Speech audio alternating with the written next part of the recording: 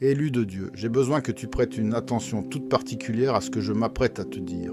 Certaines personnes se sentent mal à l'aise en ta présence. Pas tout le monde, pas toutes les personnes, mais certaines. Et tu n'arrives pas à comprendre pourquoi. Tu ne leur as rien fait. Tu n'as rien dit d'offensant.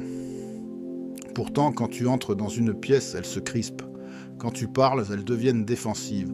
Quand tu existes simplement près d'elles, elles s'agitent. Et tu as passé des années à te demander ce qui ne va pas chez toi. Laisse-moi te dire la vérité qui va tout changer. Il n'y a rien qui ne va pas chez toi. Tu es un miroir et les miroirs ne mentent pas. Arrête de faire défiler. Ce message n'est pas apparu par hasard sur ton écran. Tu as été conduit ici. Et ce que tu es sur le point de comprendre va te libérer de années de doutes sur toi-même. Alors accorde à ce moment toute ton attention. Prends une profonde inspiration. Retiens-la pendant 3 secondes. Maintenant, expire lentement. Ressens ce changement dans l'atmosphère. C'est une confirmation. Ce message est pour toi. Avant d'aller plus loin, si tu as ressenti cette confirmation, appuie sur le bouton « J'aime » tout de suite. Quand tu interagis avec un contenu qui parle directement à ton âme, tu envoies un signal. Tu dis à l'algorithme que ce message doit atteindre plus de personnes, plus d'élus qui marchent en pensant qu'ils sont le problème. Alors aime cette vidéo, abonne-toi à cette chaîne et continuons. Élu de Dieu.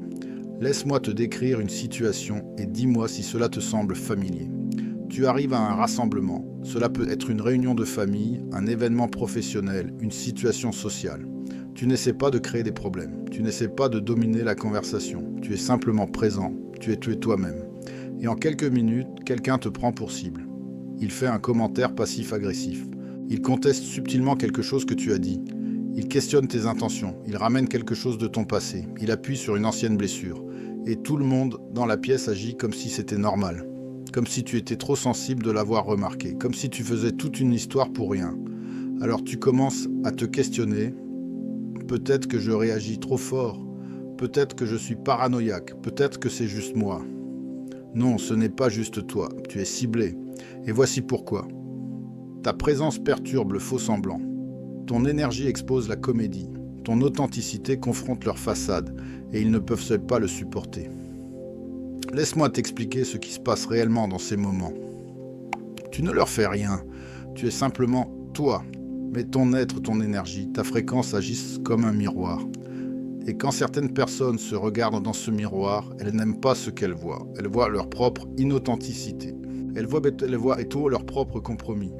Elles voient dessus leur propre trauma non guéri. Elles voient leur propre honte enfouie. Elles voient leur propre potentiel non réalisé. Et au lieu de s'occuper de ce que le miroir leur montre, elles attaquent le miroir. Elles essaient de le fissurer, elles essaient de le déformer, elles essaient de le couvrir.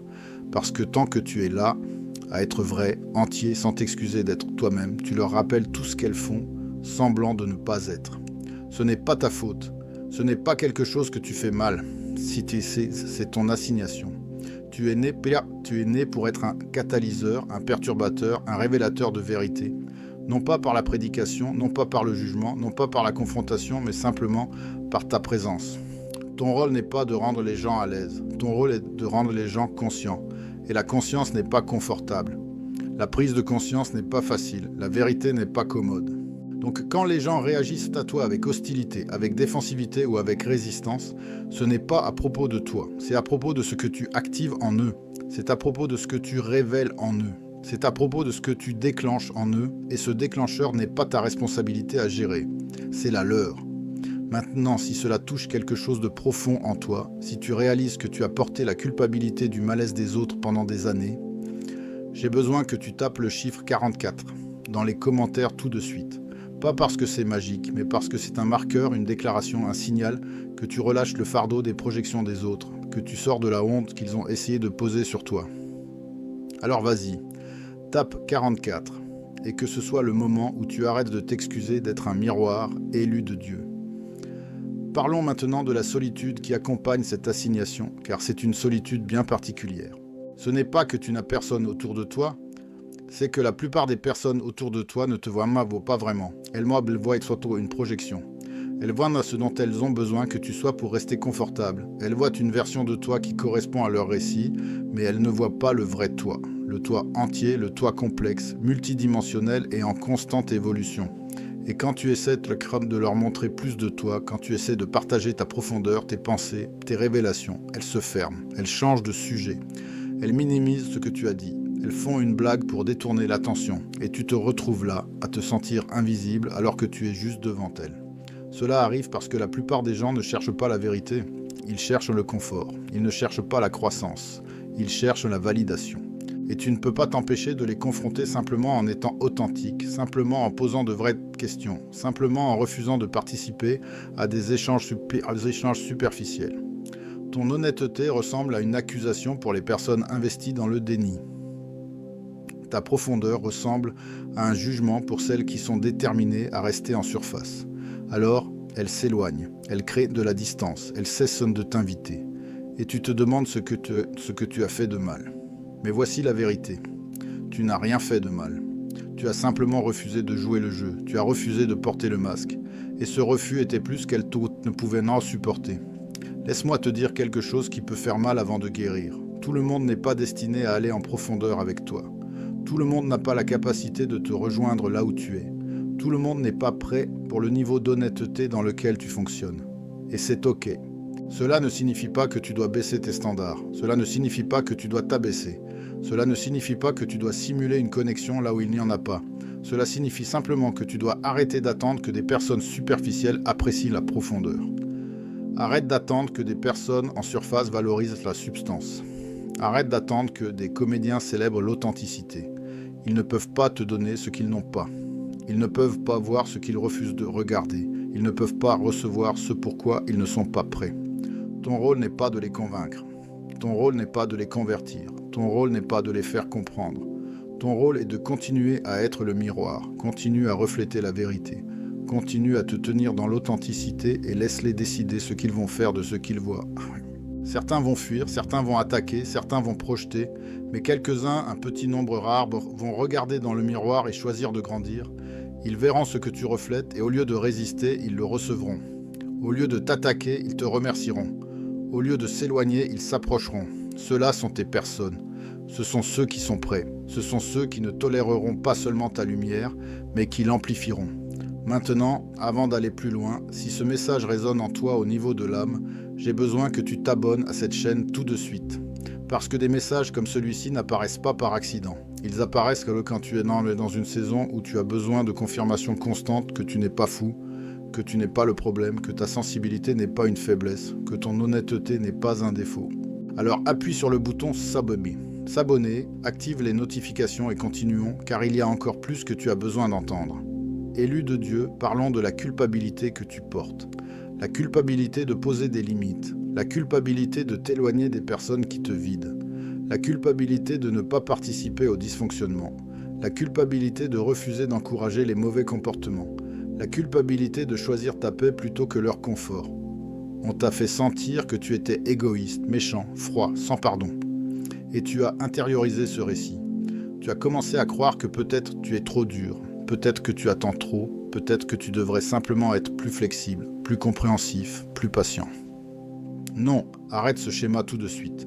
Tu n'es pas dur, tu es honnête. Tu n'attends pas trop, tu attends la réciprocité. Tu n'es pas inflexible, tu es cohérent avec tes valeurs.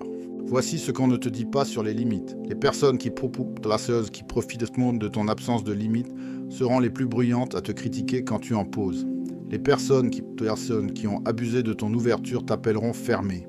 Les personnes qui ont exploité ta gentillesse t'appelleront égoïste. Ne laisse pas leurs accusations devenir ton identité. Elles ne sont pas contrariées parce que tu as changé. Elles sont contrariées parce que tu as arrêté de les laisser t'utiliser. Tes limites les forcent à confronter leur propre comportement. Alors quand quelqu'un t'accuse d'être différent, dis merci. Quand quelqu'un dit que tu as changé, dis c'était le but. Parce que grandir, c'est changer. Guérir, c'est changer. Et si tu es encore la même personne qu'il y a 5 ans, ce n'est pas de la loyauté, c'est de la stagnation. Laisse-moi te dire autre chose qui arrive quand tu es un miroir. Les gens te confessent des choses. Des inconnus te racontent leurs secrets. Des connaissances partagent leurs traumas. Des personnes que tu connais à peine s'ouvrent à toi de façon dont elles ne s'ouvrent pas à leurs amis les plus proches. Et tu t'es toujours demandé pourquoi. Pourquoi les gens se sentent-ils si à l'aise pour être vulnérables avec moi ? Pourquoi me disent-ils des choses qu'ils n'ont jamais dites à personne d'autre? Voici pourquoi. Ton énergie semble sûre. Pas sûre au sens faible ou passif. Sûre au sens non jugeant. Sûre au sens authentique. Sûre parce que tu as clairement fait ton propre travail de guérison, donc tu n'es pas déclenché par leur désordre. Ils sentent que tu t'es passé par les ténèbres et que tu en es sorti. Ils sentent mais que tu ne vas pas les honteux pour là où ils en sont. Ils perçoivent que tu les vois comme des êtres humains, pas comme un projet à réparer ou une histoire à colporter. Mais voici la partie dont on ne t'avertit pas. Être un espace sûr pour tout le monde est épuisant quand tu n'as pas d'espace sûr pour toi-même.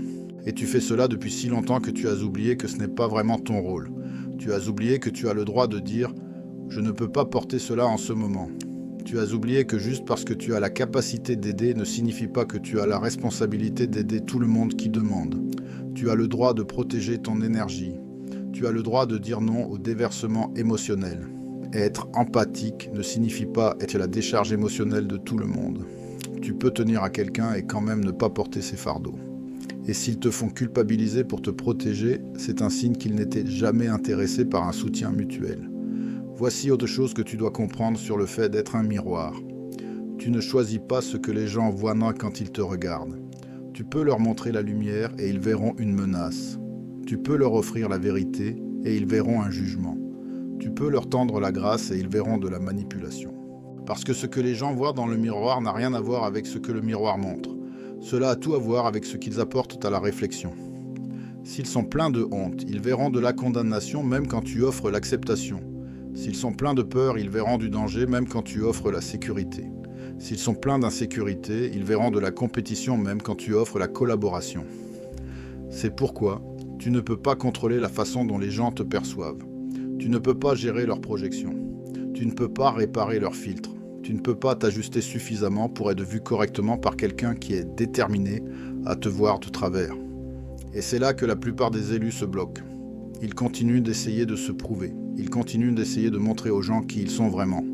Ils continuent d'essayer de corriger le malentendu. Mais tu ne peux pas corriger une projection. Tu peux seulement refuser de l'accepter comme vérité. Tu peux seulement te détacher du faux récit. Tu peux seulement continuer à être qui tu es et laisser le temps révéler ce que les mots ne peuvent pas. Si tu es encore là, si tu es arrivé aussi loin dans ce message, c'est la confirmation que tout ce que je dis résonne à un niveau plus profond que la logique. Alors avant de continuer, j'ai besoin que tu partages cette vidéo. Envoie-la à quelqu'un qui porte le poids des projections des autres, à quelqu'un qui s'excuse pour sa lumière, à quelqu'un qui a besoin d'entendre qu'il n'est pas le problème.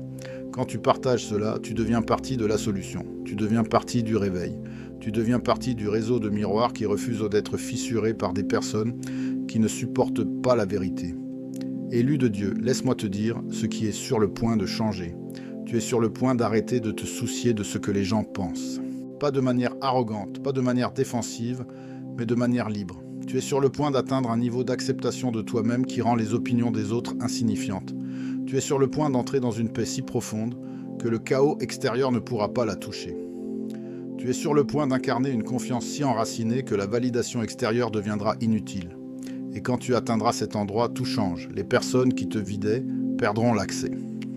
Les situations qui te déclenchaient perdront leur pouvoir. Les opinions qui te contrôlaient perdront leur influence. Parce que tu auras enfin intériorisé une vérité que la plupart des gens n'apprennent jamais. Ta valeur n'est pas sujette à débat. Ta valeur n'est pas déterminée par un consensus. Ton identité n'est pas définie par la perception. Et voici ce qui arrive quand tu arrêtes de jouer pour un public qui n'allait jamais être satisfait de toute façon. Tu commences à attirer un tout autre calibre de personnes. Des personnes qui n'ont pas besoin que tu sois autre chose que toi-même. Des personnes qui apprécient ta profondeur au lieu d'en être menacées. Des personnes qui célèbrent ta croissance au lieu de te punir pour elle.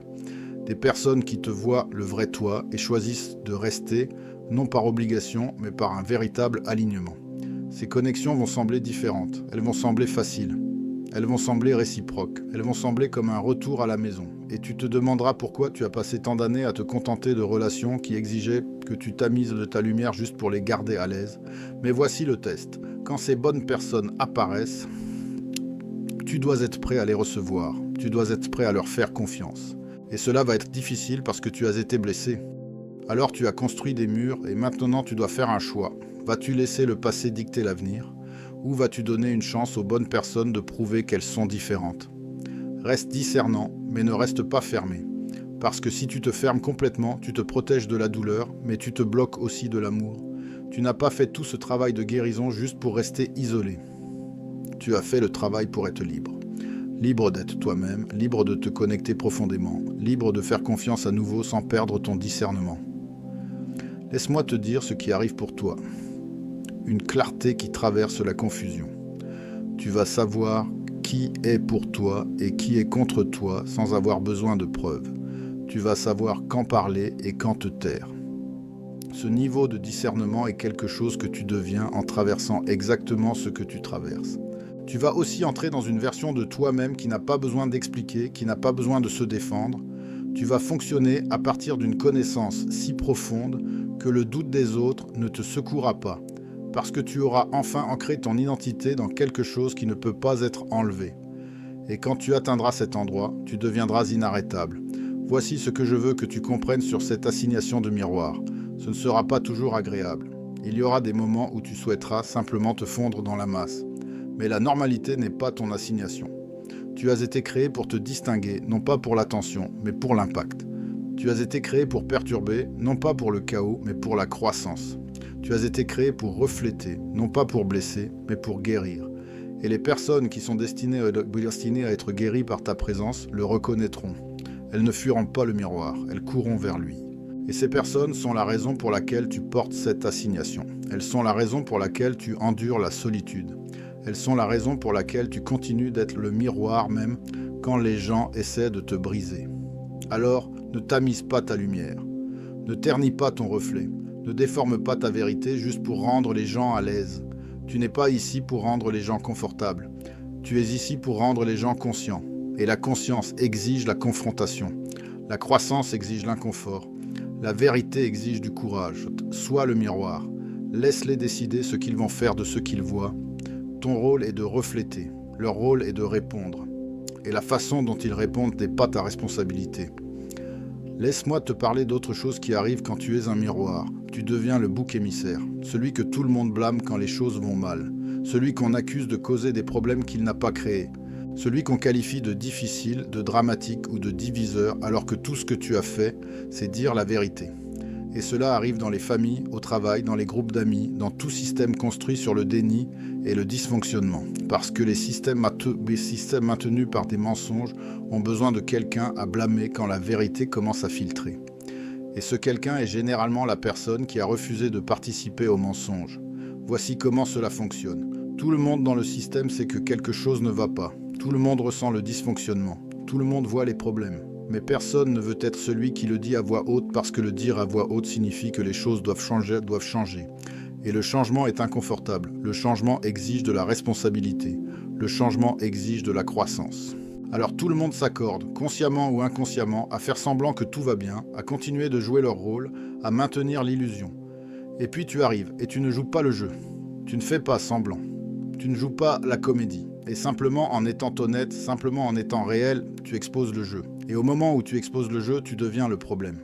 Non pas parce que tu as fait quelque chose de mal, mais parce que tu as perturbé le mensonge confortable. Et plutôt que de s'occuper de la vérité que tu as exposée, le système se retourne contre toi. Ils font de toi le méchant. Ils te peignent comme le fauteur de troubles. Ils convainquent tout le monde que tu es la raison pour laquelle les choses s'effondrent. Alors qu'en réalité, les choses s'effondraient déjà. Tu as simplement eu l'audace de le nommer. Et le nommer l'a rendu réel. Et le rendre réel signifiait qu'il ne pouvait plus l'éviter. Alors ils te punissent pour ton honnêteté.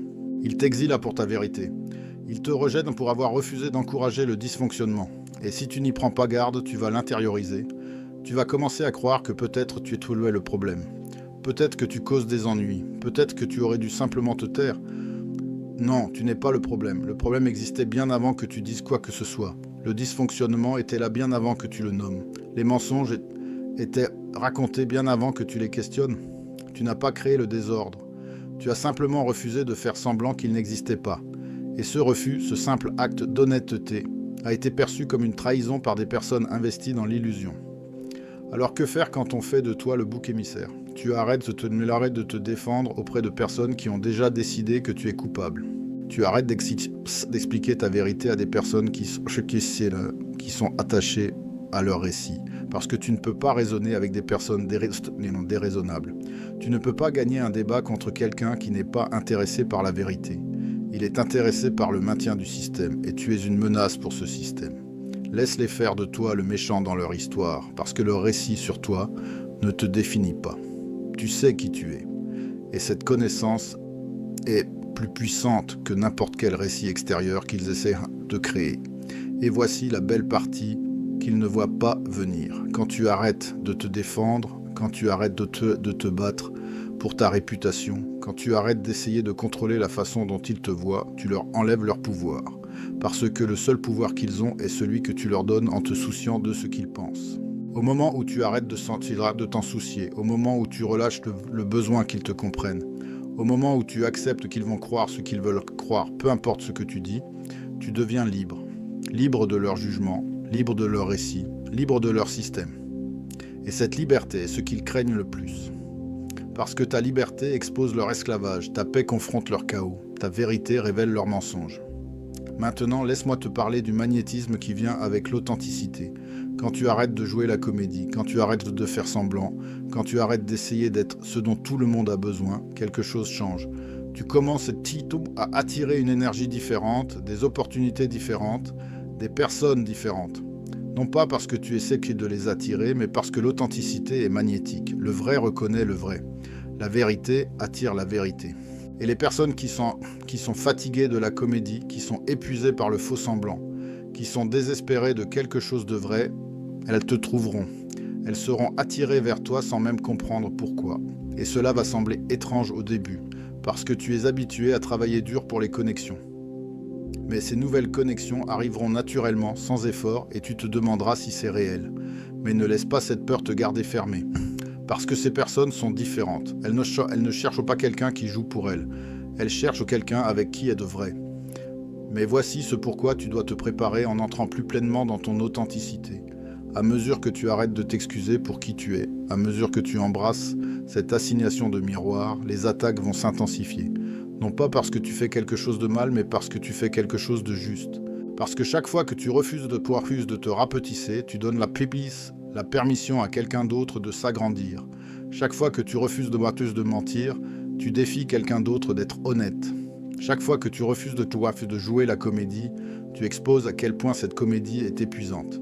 Et les personnes qui sont encore investies dans la comédie, qui sont encore attachées à l'illusion, qui profitent encore du dysfonctionnement, elles vont s'en prendre à toi plus fort, plus violemment. Elles vont questionner tes motivations. Elles vont déformer tes paroles. Elles vont tordre tes actions. Elles vont créer des récits qui n'ont rien à voir avec la réalité. Et elles vont recruter d'autres personnes pour rejoindre leur campagne contre toi. Parce qu'un mensonge est plus crédible quand plusieurs personnes le racontent. Et si tu n'es pas enraciné dans qui tu es, si tu n'es pas ancré dans ta vérité, cela peut te secouer, cela peut te faire douter de toi. Cela peut te faire te demander si être authentique vaut tout ce tracas. Laisse-moi répondre à cette question pour toi. Oui, cela en vaut la peine. Chaque attaque, chaque accusation, chaque trahison, chaque instant de solitude, tout cela en vaut la peine parce que l'alternative est de vivre dans le mensonge. Et vivre dans le mensonge, ce n'est pas vivre. C'est jouer la comédie, c'est survivre, c'est exister. Mais ce n'est pas vivre. Et tu n'es pas arrivé jusqu'ici. Tu n'as pas fait tout ce travail intérieur. Tu n'as pas guéri de tant de douleurs juste pour retourner à jouer la comédie pour des personnes qui ne seront jamais satisfaites. Tu es venu ici pour être libre, pour être vrai, pour être entier. Et cela exige que tu continues d'être le miroir même quand les gens essaient de te briser pour cela. Voici ce que la plupart des gens ne comprennent pas sur les élus. Tu ne choisis pas cette assignation, c'est elle qui te choisit. Tu t'es né avec cette sensibilité, cette conscience, cette incapacité à participer au mensonge. Tu ne t'es pas réveillé un jour en décidant d'être un miroir, tu l'es simplement. C'est une partie de ta conception, de ton câblage, de ton dessin. Et tu peux soit y résister et passer toute ta vie à essayer d'être quelque chose que tu n'es pas, soit l'accepter et entrer dans la plénitude de ce pourquoi tu as été créé. Et entrer dedans ne signifie pas que cela devient plus facile. Cela signifie que cela devient plus clair. Cela signifie que tu arrêtes de te battre contre toi-même. Cela signifie que tu arrêtes de t'excuser d'être qui tu es. Cela signifie que tu arrêtes d'essayer de rentrer dans des espaces qui n'ont jamais été conçus pour toi. Et quand tu fais ce changement, quand tu acceptes pleinement cette assignation, quelque chose se produit. Le poids s'allège. Pas le poids de l'assignation, celui-là reste. Mais le poids de la résistance, le poids d'essayer d'être normal, le poids de s'excuser pour ton existence, ce poids-là s'allège. Et à sa place vient une légèreté, une liberté, une paix qui n'a pas de sens compte tenu de tes circonstances. Parce que tes circonstances n'ont pas changé. Tu es toujours le miroir, les gens réagissent toujours, tu es toujours incompris. Mais tu ne portes plus le fardeau d'essayer de les faire comprendre. Tu ne t'épuises plus à essayer de prouver qui tu es. Tu es simplement en train d'être. Et cet être, ce simple acte d'exister dans ta vérité, est la chose la plus puissante que tu puisses faire. Laisse-moi te dire ce qui arrive pour toi. Tu vas entrer dans des pièces et changer l'atmosphère sans dire un mot. Tu vas avoir des conversations qui changent la vie des gens sans essayer de les changer. Tu vas impacter des personnes que tu n'as jamais rencontrées parce que ton authenticité leur donne la permission d'être authentiques. Tu vas devenir un refuge pour les vrais, pour les fatigués, pour ceux qui sont épuisés de faire semblant, pour ceux qui sont désespérés d'avoir la permission d'arrêter de jouer la comédie. Et quand ils te trouveront, quand ils te verront être sans t'excuser qui tu es, quelque chose en eux va se réveiller. Quelque chose en eux va se souvenir. Quelque chose en eux va s'élever. Et c'est pour cela que tu portes cette assignation. Pas pour les masses, mais pour le petit nombre. Pour ceux qui sont prêts, pour ceux qui sont volontaires, pour ceux qui sont assez courageux pour regarder dans le miroir et faire quelque chose avec ce qu'ils voient. Alors arrête d'attendre la permission pour être toi-même. Arrête d'attendre que les gens comprennent avant de marcher dans ta vérité. Arrête d'attendre que les conditions soient parfaites avant d'embrasser cette assignation. Tu as tout ce dont tu as besoin en ce moment. Tu es tout ce dont tu as besoin en ce moment. Le monde n'a pas besoin d'une autre performance. Il a besoin de ta présence. Il n'a pas besoin d'un autre masque. Il a besoin de ta vérité. Il n'a pas besoin d'un autre acteur. Il a besoin d'un miroir. Et c'est exactement ce que tu es. Maintenant, je veux que tu fasses quelque chose de puissant. Tape le mot « miroir » dans les commentaires. Pas juste comme un mot, mais comme une déclaration. Une déclaration que tu acceptes cette assignation. Une déclaration que tu relâches la culpabilité. Une déclaration que tu refuses de te rapetisser. Quand tu tapes ce mot, tu actives quelque chose. Tu en crées quelque chose. Tu revendiques quelque chose. Alors tape miroir. Abonne-toi si ce n'est pas déjà fait. Active les notifications pour ne rien manquer de ce qui vient ensuite. Et partage cela avec quelqu'un qui a besoin de l'entendre. Parce que, élu de Dieu, tu es sur le point d'entrer dans la plénitude de cet appel. Et quand tu le feras, tout va changer. Pas seulement pour toi, mais pour tous ceux qui attendaient quelqu'un d'assez courageux pour être vrai. Et cette personne, c'est toi.